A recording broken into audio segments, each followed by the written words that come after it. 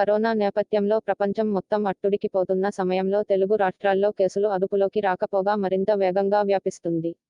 ఇది ఇలా ఉండగా లాక్ డౌన్ కారణంగా గత 2 నెలలుగా సెలూన్ షాపులు మూసి ఉండడంతో అందరూ హెయిర్ కటింగ్ కు వెళ్లడం మానేశారు. అయితే ఇప్పుడు కేంద్ర ప్రభుత్వం లాక్ డౌన్ 5 పేరుతో అనేక సడలింపులు ఇచ్చిన నేపథ్యంలో సెలూన్ షాపులు కూడా తెరుచుకోవడంతో అందరూ హెయిర్ కటింగ్, షేవింగ్ మరియు ఫేషియల్స్ చేయించుకునేందుకు సెలూన్ షాపుల వద్ద క్యూ కడుతున్నారు. అయితే తాజాగా ఓ సెలూన్ షాపులో ఓ యువకుడు హెయిర్ కటింగ్ కోసం వెళ్లి కటింగ్ చేయించుకుంటూ ఉండగా ఆ షాపులోని బార్బర్ కు తరచుగా తుమ్ములు, దగ్గులు వంటి కరోనా లక్షణాలు కనబడడంతో ఆ షాపుకు వచ్చిన జనాలు భయంతో కోవిడ్-19 హెల్ప్ సెంటర్ కి ఫిర్యాదు చేసి కటింగ్ చేయించుకోకుండానే వెనక్కి వెళ్లిపోయారు. కానీ అప్పటికే ఆ బార్బర్ 20 మందికి పైగా కటింగ్ మరియు షేవింగులు చేసినట్లు సమాచారం. అయితే ఇప్పుడు ఆ షాపుకు వచ్చి వెళ్లిన వారిని గానించవలసి ఉంది.